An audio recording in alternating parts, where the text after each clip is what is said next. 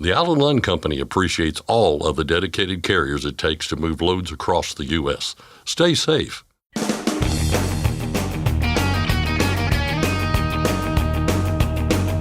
OOIDA, representing America's truckers since 1973, presents Landline Now with your host, Mark Redding. The Georgia State Senate formed a committee last year to look into the so-called driver shortage. What they came up with was a set of recommendations and perhaps a realization that while there isn't a shortage, there are a host of challenges facing current and potential truck drivers that need fixing. The Georgia State Senator who served as the committee's chair joins the program to talk about what they found. Also on today's program, increased loads and fewer carriers are what DAT is seeing on its load board as we head into the summer months. We'll speak with Robert Rouse of DAT about the upcoming July 4th holiday and how a decrease in trucks is impacting the spot market. But first, the news with Scott Thompson. Thanks, Mark. Our top story today. Several big-ticket items of interest to truckers have made it into the initial draft of the 2025 Transportation, Housing, and Urban Development, or THUD, appropriations bill. The bill proposes spending limits and restrictions on the Department of Transportation and agencies like the Federal Motor Carrier Safety Administration.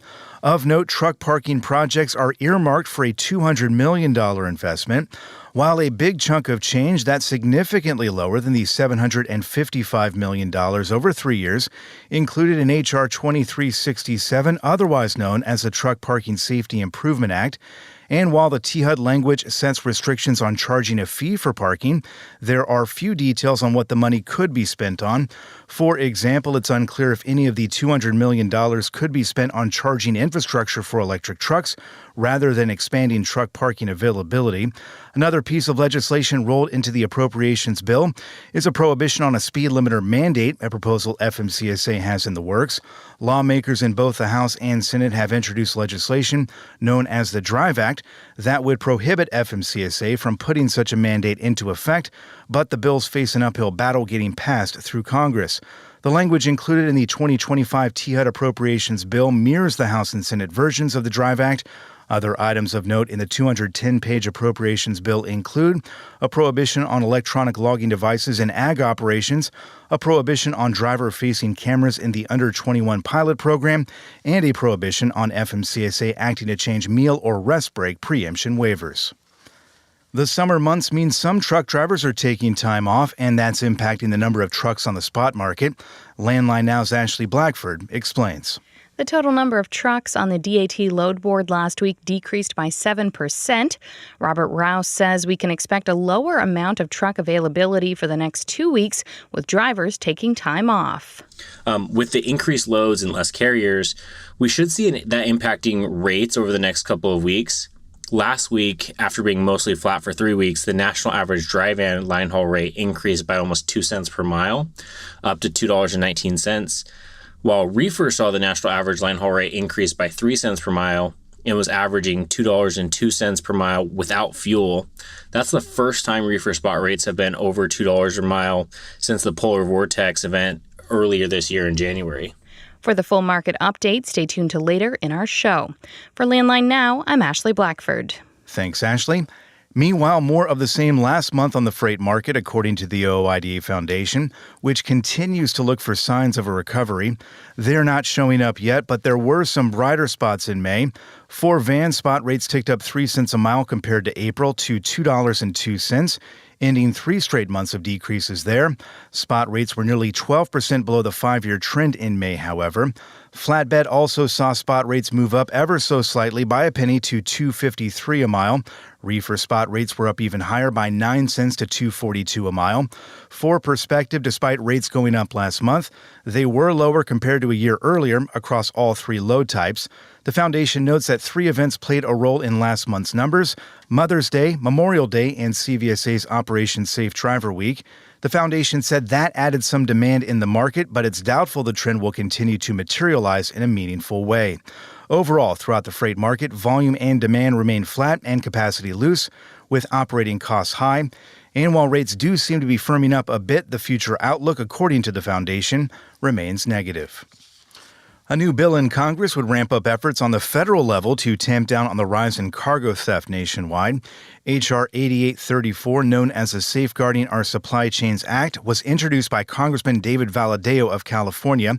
The bill seeks to establish a supply chain fraud and theft task force with the goal of improving coordination between the Department of Homeland Security and the FBI when it comes to cargo theft.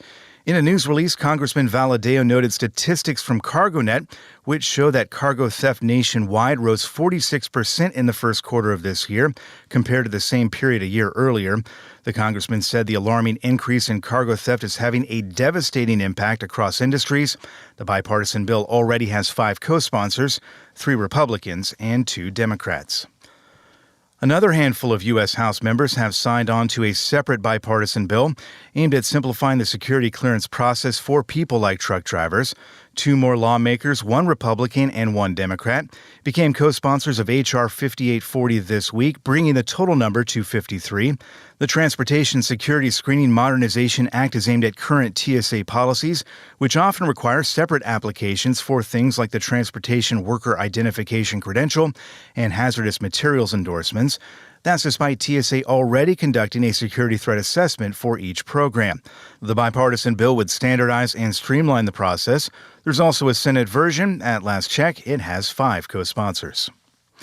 When the calendar turns over from June to July each year, new laws take effect, some of them related directly or indirectly to trucking. July 1st this year will bring about changes to towing rules and fuel taxes in some states.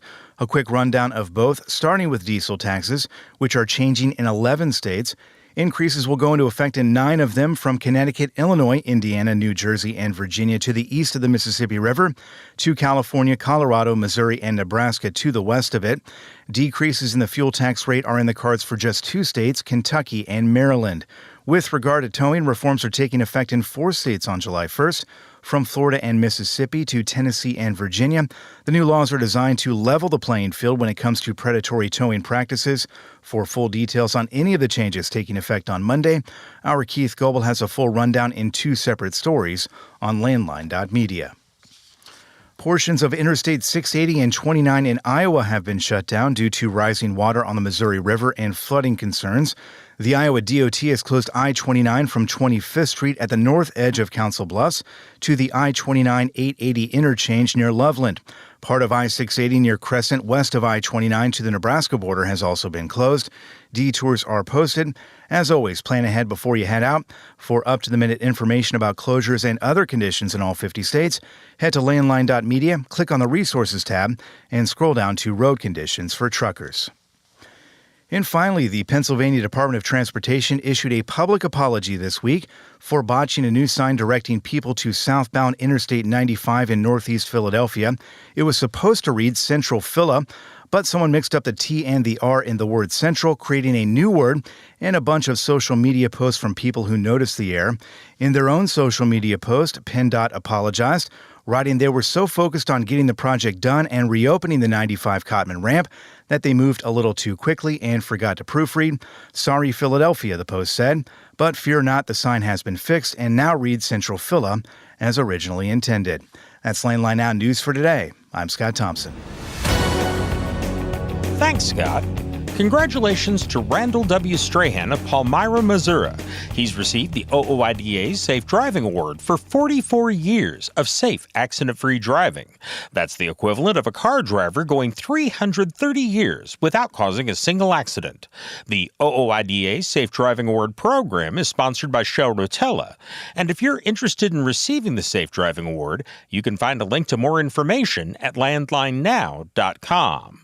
Next, Scott Thompson talks with a Georgia state senator who led a committee that looked into the so-called driver shortage.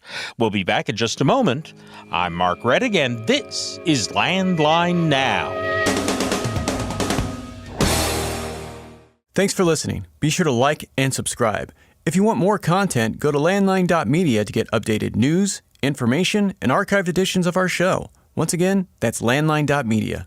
Every year, 28 million people are trafficked globally. The Your Roads, Their Freedom campaign seeks to raise awareness in the transport industry. Truck and bus drivers, be vigilant on the roads. If you see something suspicious, text 233-733 or be free.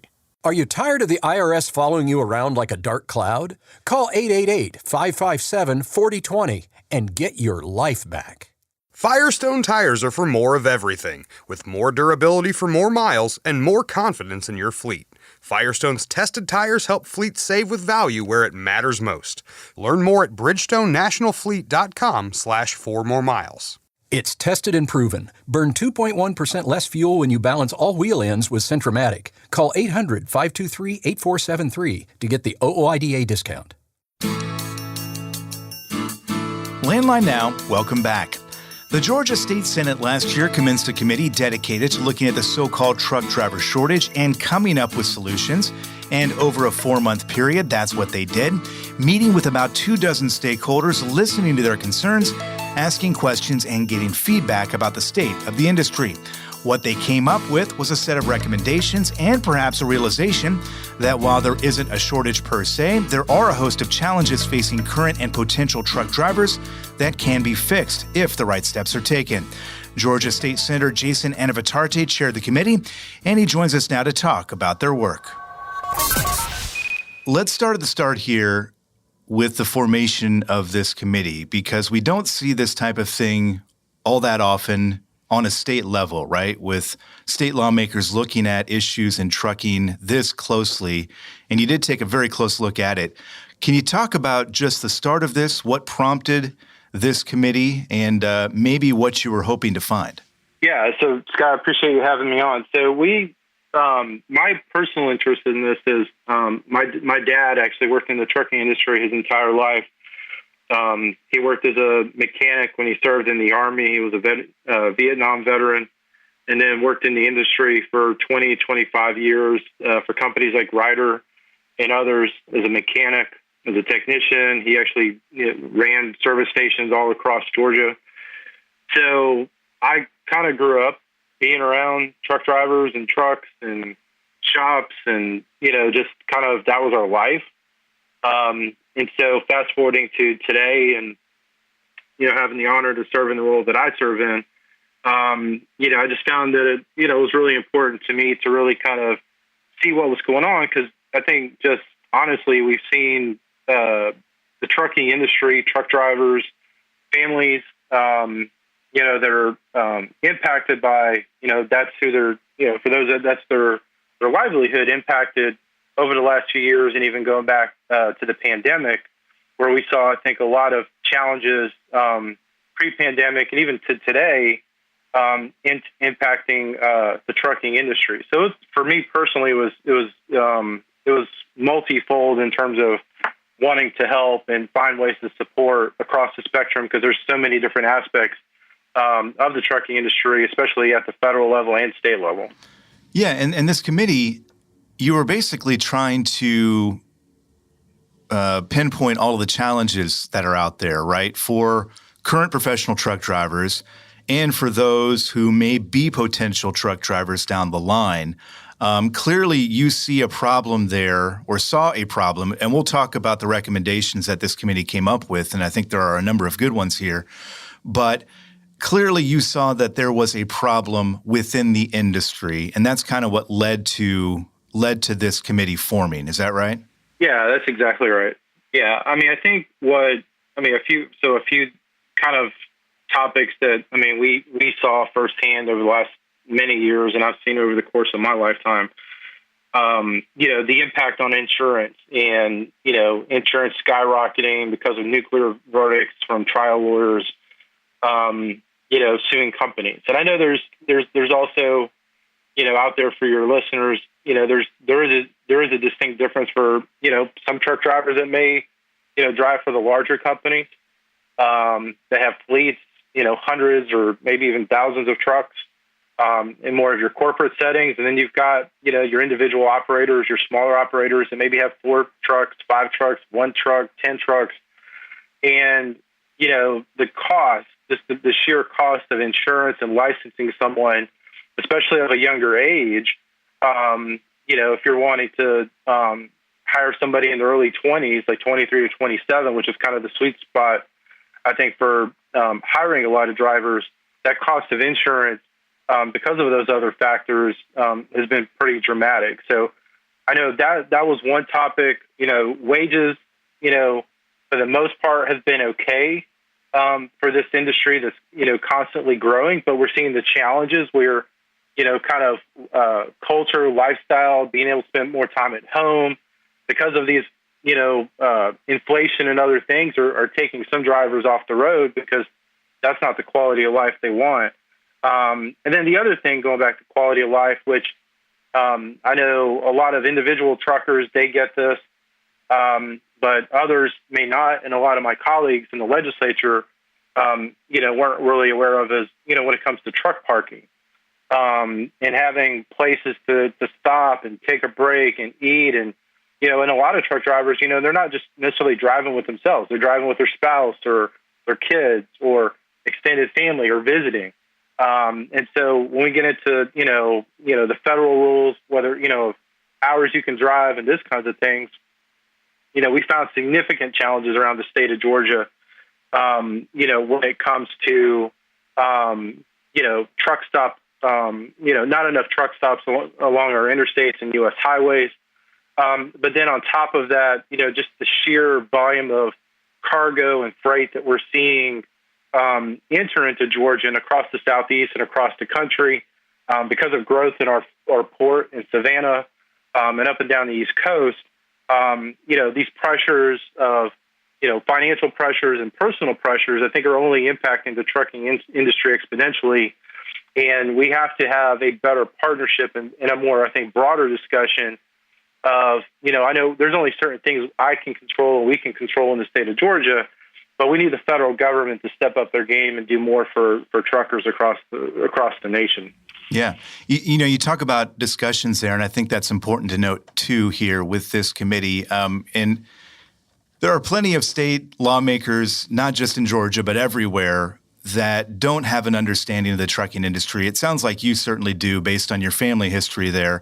But I think it's important to note that this wasn't just a committee that was crunching numbers and, looking at, paperwork and data and this and that. You were actually talking with stakeholders in the trucking industry to come up with this report. And again, we're going to get to the recommendations here in just a moment. But I think you spoke with a couple of dozen people who were involved in the trucking industry there in Georgia in some capacity.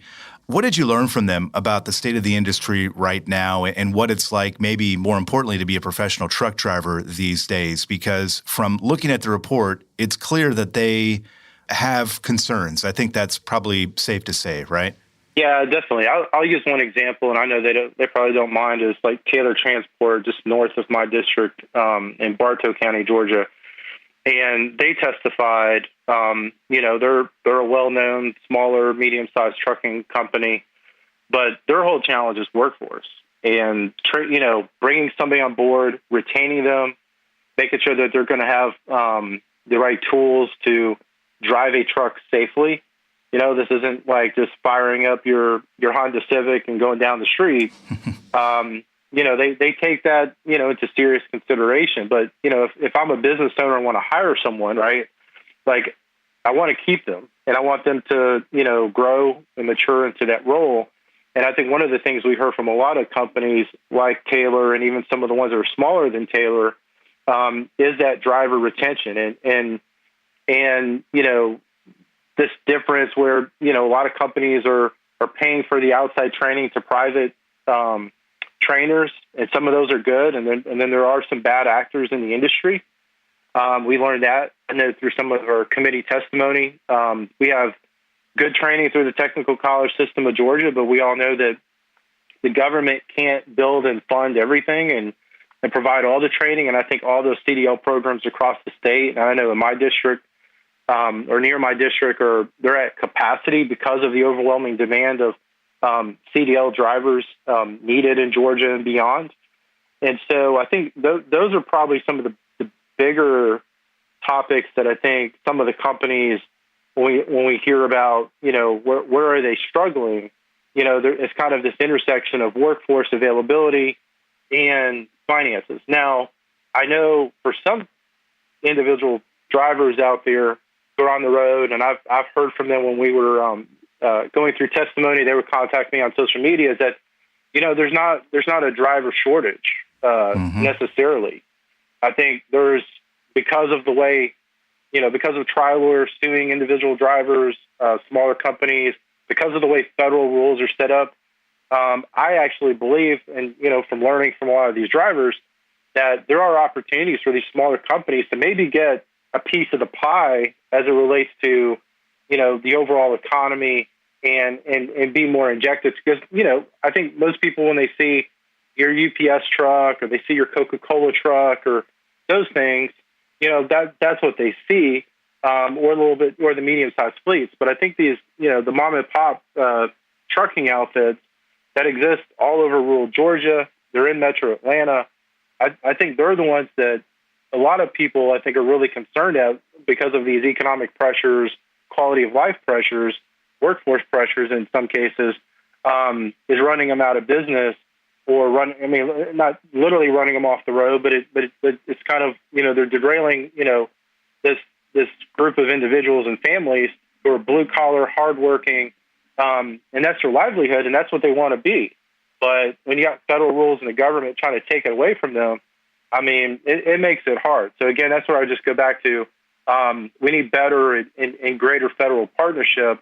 We want the roads to be safe. We want our trucks to be safe. But there also has to be a balance, too, in terms of nickel and diming every single truck driver and in terms of license fees and everything else that happens across this country. Yeah, no doubt. And I'm so glad you said that with retention, because it becomes a semantics debate, I think, in a lot of cases with a, quote-unquote driver shortage. When you look at the situation, and you kind of said it there, it really does become more of a quality of life thing that, hey, if you treat people well, guess what? They're going to stick around. They're going to make a career out of it. And a lot of the recommendations that your committee came up with really speaks to that, because they are a lot of these things dealing with quality of life and dealing with, again, making sure we're treating people right so they stay in the industry. And if they stay in the industry and they're well-trained, a well-trained driver is a safe driver, and that benefits everybody on down the line. So, I'm glad you mentioned there with retention, because I think that's an important point to make. And then he also encourages the next generation, to want to be truck drivers. And I think whether it's because of too much regulation or too much whatever it is, we got folks out there, whether it's politicians or others, creating the stigma that, hey, you don't need to go be a truck driver. Well, that's the truck drivers, men and women. They're all the backbone of putting food on the table and everything else. If we continue to lose truck drivers, then we're going to be in a bigger problem than some of the things we're just facing, I think, right now, because, population growth, like in some states, is increasing. In Georgia, it's increasing, even though we're seeing, population decrease in some of our rural areas. But, distribution, agriculture, the number one industry in Georgia, manufacturing. We're only going to see continued growth, all the way through 2050. And in some cases, like for distribution, almost 250% increase over the next 30 years. So if we don't have the workforce, then you and me as an individual raising families and grandkids, we're going to be in a world of hurt. A world of hurt, perhaps, but the committee Senator Anna Vitarte chaired came up with a set of recommendations to keep that world from coming to fruition. When we return, the senator will tell us about them, from truck parking. It's a significant concern. You can drive down Interstate 20 and you see trucks, lined up down the interstate. That is not a safe place to be. To nuclear verdicts. Respectfully, I think when we have insurance companies not wanting to insure trucking companies in Georgia, and them continuing to move out of the state of Georgia because of this entire dynamic, then I think it speaks for itself in terms of the result of nuclear verdicts or other frivolous lawsuits. That and more right after the break, when our conversation with Georgia State Senator Jason Anna Vitarte continues. Stick around. Today's rising costs affect everyone. Replace your harmonic damper with a genuine VibraTech TVD viscous damper to prevent costly repairs and downtime. Keep your money in your pocket and your truck on the road with VibraTech TVD. Recommended replacement at 500,000 miles or 15,000 hours. Ready to make more money? Use a better load board. For a limited time, get 50% off Truck Stop Load Board Pro. Just go to truckstop.com/go and enter promo code READY2024 when you purchase Loadboard Pro. Attention professional drivers, do you owe money to the IRS? Integrity Tax Relief Group frees drivers from IRS trouble. Call for help now, 855-976-4291. That's 855-976-4291. Welcome back to Landline Now. When we left you, Georgia State Senator Jason Anavatarte was telling us about the committee he chaired that took a long look at the challenges facing current and future truck drivers. The committee ultimately came up with 16 recommendations to fixing some of the problems out there, and that is where we'll pick things up, with the senator telling us about them, starting with a truck parking crisis. How bad is it in Georgia, and what do solutions look like? Yeah, so I know in terms of, truck parking challenges, just, congestion everywhere in Georgia is, it's going up. I think we're the top five of the top 20 congestion points in the state are in Georgia, in the nation are in Georgia.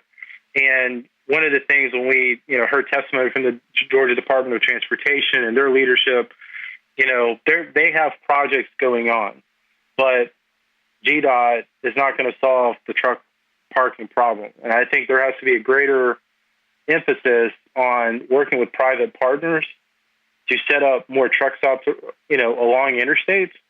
And I know, there are some great companies out there that, whether it's Love's or others that are doing that in Georgia. But I think we have to have a bigger conversation of how do we accelerate these opportunities, because we're so far behind already and the growth is continuing to happen. But how do we form these public-private partnerships with the state, with the private companies, even with some counties and cities? Because obviously you got to have land to, build truck stops to really solve this problem.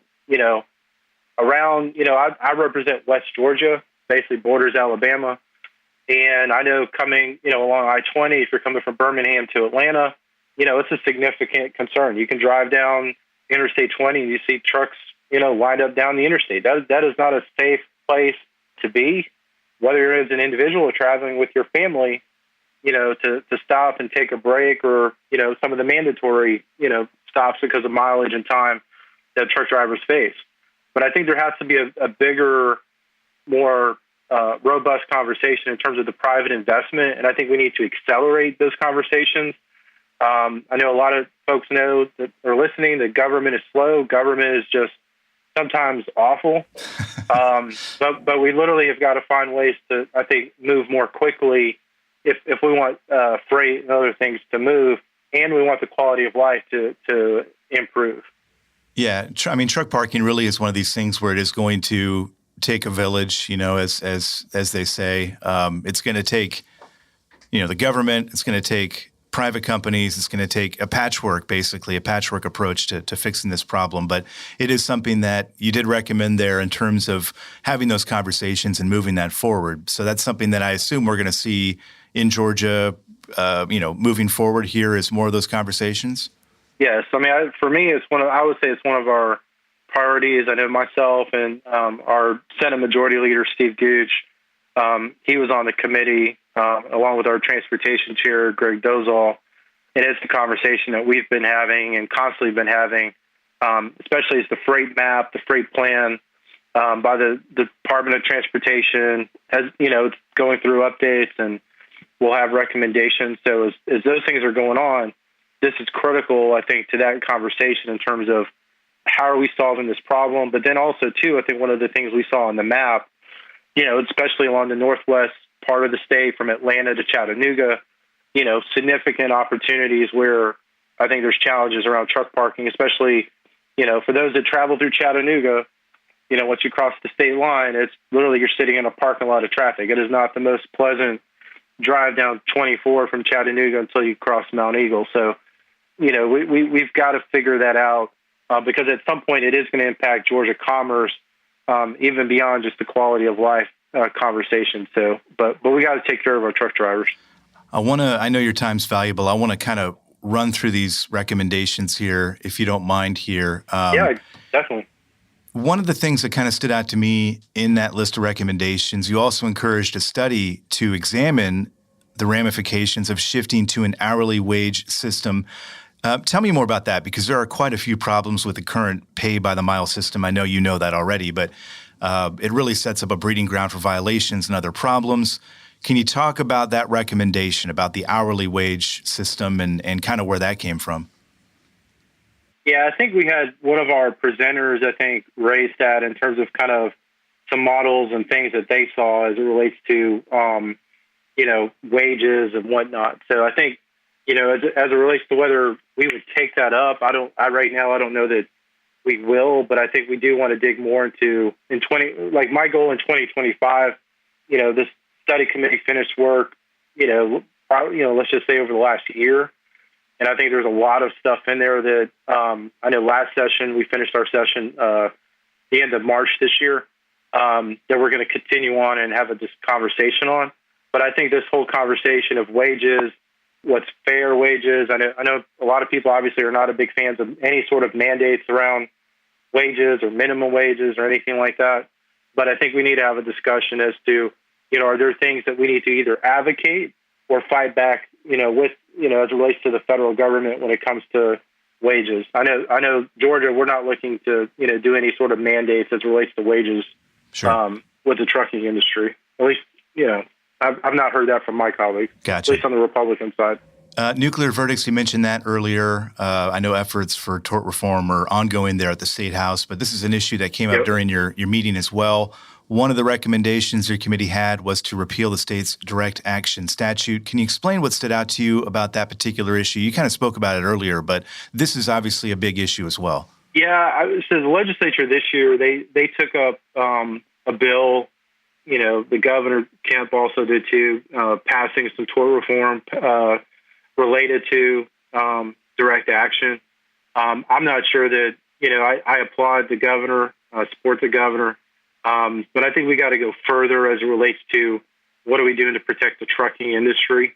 I think it was, it was definitely, a negotiated piece of legislation, but whether it meets the quality of, protecting, truck drivers, in the fairness, factor of being sued when there's an accident, I still question to this day. I think the legislature should go further in protecting the trucking industry, because the nuclear verdicts and those things are still a reality to truckers. And until that dynamic changes, the costs are going to continue to go up. And I know the trial bar on the other side, they don't believe that. They have their own arguments, but, respectfully, I think when we have insurance companies not wanting to insure trucking companies in Georgia, and them continuing to move out of the state of Georgia because of this entire dynamic, then I think it speaks for itself in terms of the result of nuclear verdicts or other frivolous lawsuits that truckers are facing. I mean, as I told my colleagues, truck drivers in the entire culture of being a trucker in the blue collar world, a truck driver should not be afraid to do their job because they're worried about a billboard attorney suing them because they're doing their job and putting food on the table for their family. And that's where I stand on. That's where I stand on the issue. I'm very passionate about this issue. But for me, I think it's picking and creating and treating truck drivers as a different class of individuals and workers in America. Yeah, I mean, that's what it all comes down to, right? Like I said earlier, you treat people right, and guess what? It's going to be a better situation for everybody out there. As we kind of close things out here, we've talked about all these issues, and it's very thorough, this report and these recommendations. There's also a plan for, or at least an idea, I think, for town hall meetings moving forward, focus specifically on commercial truck drivers. It sounds like the conversations are going to continue here as we move forward. Yeah, definitely. So, I mean, we've heard that, I think the Department of Driver Services, they've held at least one, maybe two town hall meetings in the past. And I think we need to move to a place to where truck drivers, the company owners, whoever that lives in that industry, or maybe it's a supporting industry of the core industry, has a place to kind of, be heard. I don't know that we've decided on what are those settings, and whether that's through our agencies or, is that something that, our caucus or the Senate should just take up and provide those opportunities. But I will tell you that one of the missing things when we talk about, fighting back against trial lawyers and those pieces of, when it comes to policy, is we got to get the smaller companies, the individual drivers more engaged in this conversation, getting them, in front of committees, showing up at the state capitol. We hear from different groups, but the trucking industry, as you know, Scott, it's huge. And I know it takes time away from work and being on the road to go to these meetings.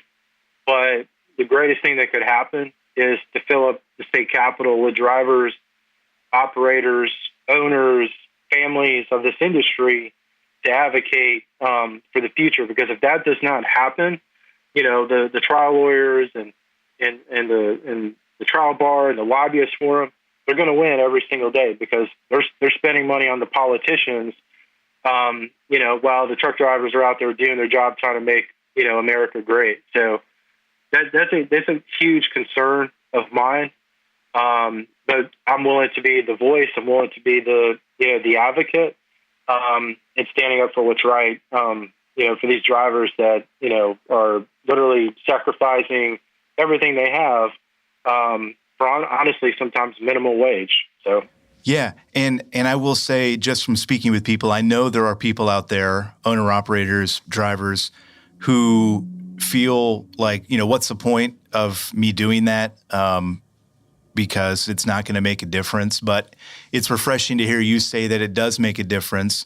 And even if you can't make it to the State House, pick up that phone, call your representative there in the State House and have that conversation and start a relationship with them, because that really does matter, right? It really does make a difference down the line when things like this come up. Yeah, it does, Scott. I was actually very surprised that, in the Senate and even in the overall legislature, there are very few what I would call truck advocates. Our lieutenant governor, he's a big truck advocate. Burt Jones, he owns trucks, he owns fleets, great guy. But there's got to be more of us. And, if I wasn't passionate about this, I credit the trucking industry for putting food on my table as a kid, paying for my college, and making me who I am today. I think we have to give back. And I know, members of Congress, like Congressman Collins from Middle Georgia, he owns trucks. He's a trucker. You got leaders like us that, are willing to have these public conversations. Like we're not going to go. We don't need to have them behind closed door. We know how people feel. Yeah.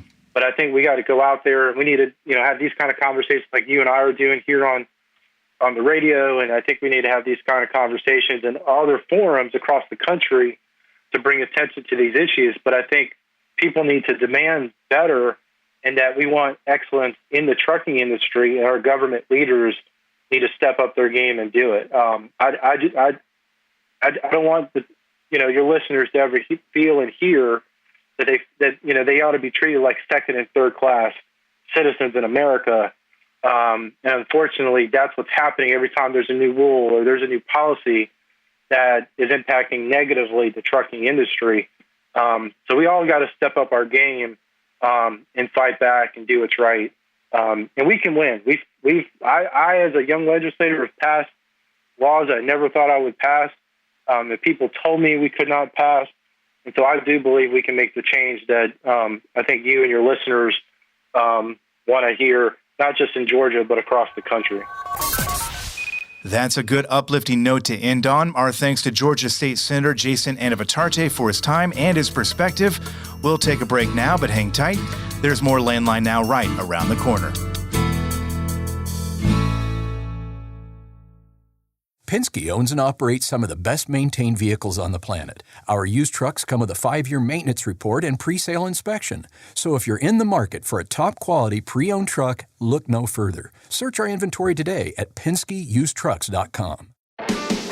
Control your toll costs and eliminate tolling headaches with Prepass Tolls. Prepass Tolls means toll volume discounts. Just one invoice for all tolls and fewer violations. Call 877-878-5970 or go to Prepass.com. Since you started, what you've loved about trucking is the freedom. Heading out on your favorite route, a good driving song, and thinking about truck insurance. Well, maybe not that last one. That's why we're here. At OOIDA, we have a full range of truck insurance products, expert advice, and great customer service, helping you get the right coverage for your operation. Go to OOIDA.com, because your job is to drive. Our job is to help with everything else. Landline Now, welcome back. There are a number of critical questions you need to answer in order to run a successful trucking business. Among the most important of those questions are, where's the freight going to be and how much is it going to pay? Today, Landline Now senior correspondent Ashley Blackford will bring us answers to both of those important questions with a look at this week's freight markets with the folks from DAT. Here's Ashley now with the report. Thanks, Mark, and hello to Robert Rouse with DAT. How are you doing today, Robert? I'm doing great, Ashley. Thanks for asking. Starting off, how does DAT see the upcoming July 4th holiday affecting the spot market, and what trends should carriers be aware of? Yeah, the July 4th holiday is a great time to celebrate our great country and the freedoms we have. Most Americans do that by getting some time with their families, barbecuing with some great food. So what we've seen is from the middle of May until now, we've seen the impacts of both summer activities and upcoming holidays with around 13.5% increase in total load volumes compared to the first quarter. Last week, we actually saw the number of weekly load posts on DAT1 increase another 2.4% last week to just over 2.16 million loads. Based on historical data, we should see this level of load volumes for a couple more weeks before they cool off into the fall. That's typically what we see is kind of June is somewhere at the peak, and it'll slide back down a little bit as we go into July and August.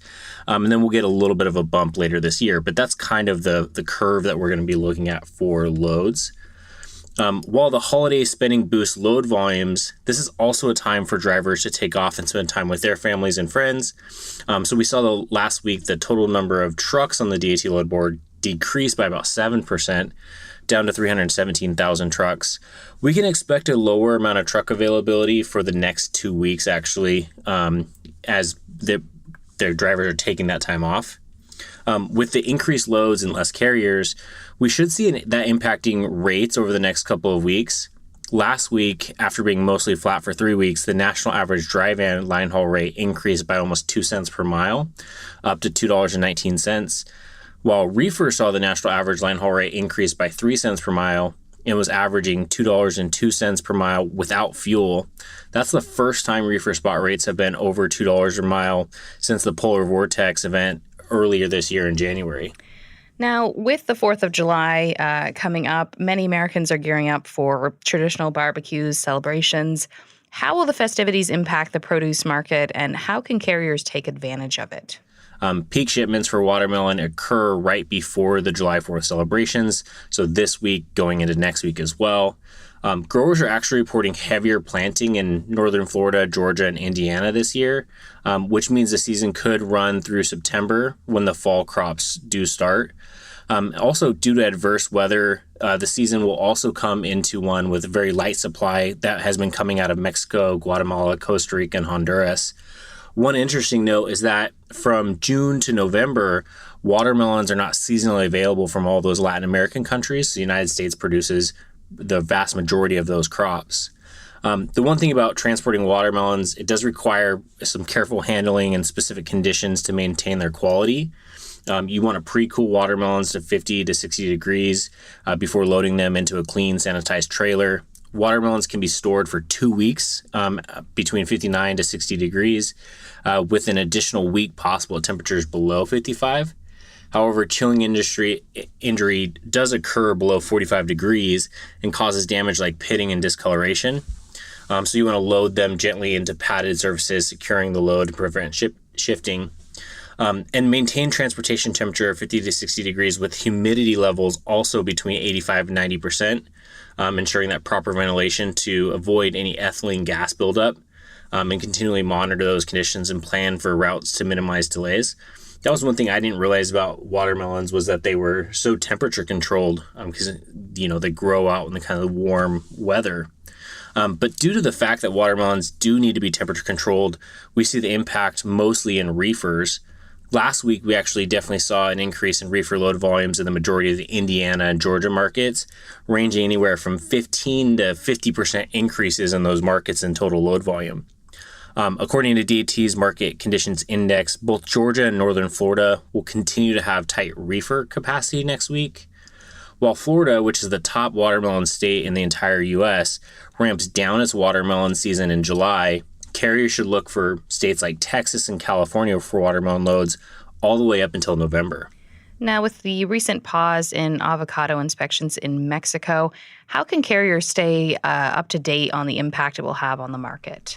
Yeah, that's a great question. For those that are unaware, the USDA had paused avocado inspections last week after 2 of their inspectors were illegally detained in Mexico. There were some reports that it was all just a misunderstanding, but definitely something to take pretty seriously. The good news is that it shouldn't have an immediate impact as there's already avocado shipments moving through the supply chain. We would expect for them to try to increase shipments in the upcoming weeks slightly to try to keep that steady supply of avocados coming through. And so there shouldn't be any blip in the actual avocado supply. The good news is that there's a ton of resources out there to assist in keeping up with the changing market. One of them is on the DAT website. We provide a weekly market update called Trendlines. The national level report will show you percent change week over week or month over month or year over year. The goal is really to see if you're seeing any trends that show either an increase or a decline. We talk a lot on this show with you about kind of the smaller, kind of more focused, but this really allows you to see it at a higher level. When you select an equipment type, it'll break it all down, the numbers to the state level for load to truck ratio or regional for rates.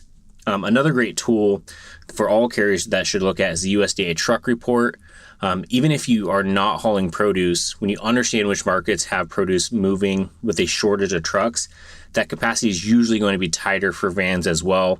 It's something that all of our analysts here at DAT, we look at that report every single week.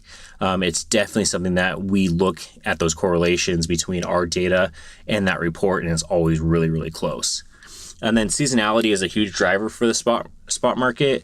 Understanding how to navigate your business through those big shipping seasons will ensure you're prepared for whatever's thrown your way, whether it's something like the avocados or some other market impact. Now, diesel prices are up just slightly. How is that impacting the market? Yeah, that's definitely something that we're seeing impacting the rates. One of the things that when we look at the overall rate for the entire market, we look at what we call fuel surcharge. That's the percentage of the rates that is taken up by fuel. We've seen that gradually go down and down and down as the diesel prices have come down well under $4 per gallon.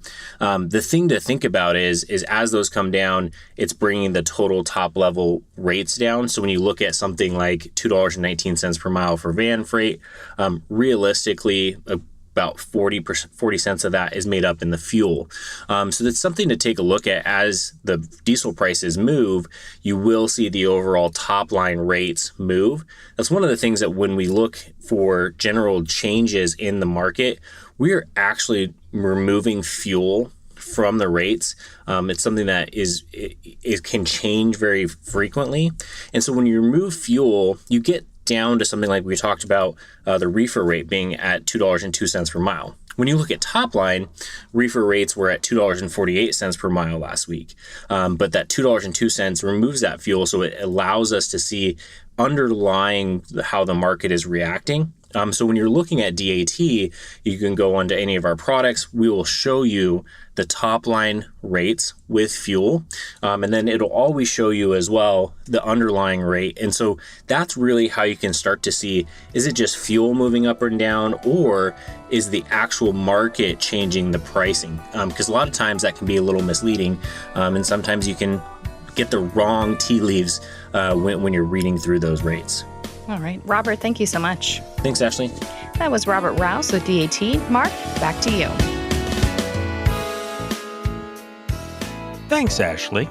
That's our program for today. Thank you very much for joining us. I'm Mark Rettig, and this is Landline Now.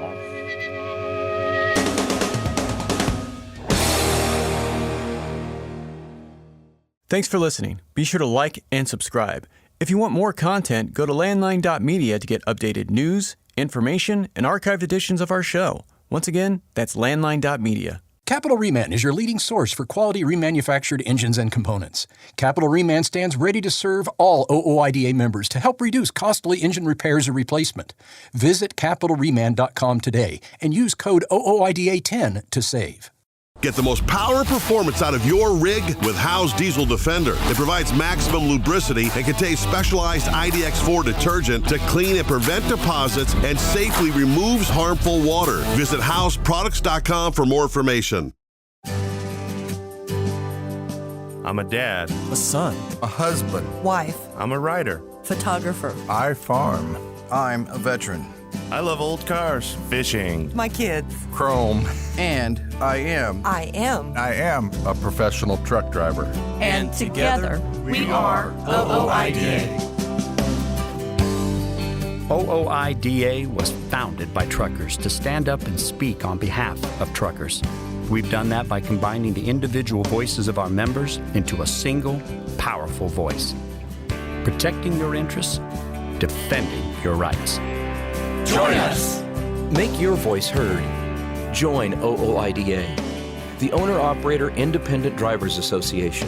Call 1-800-444-5791 or visit OOIDA.com.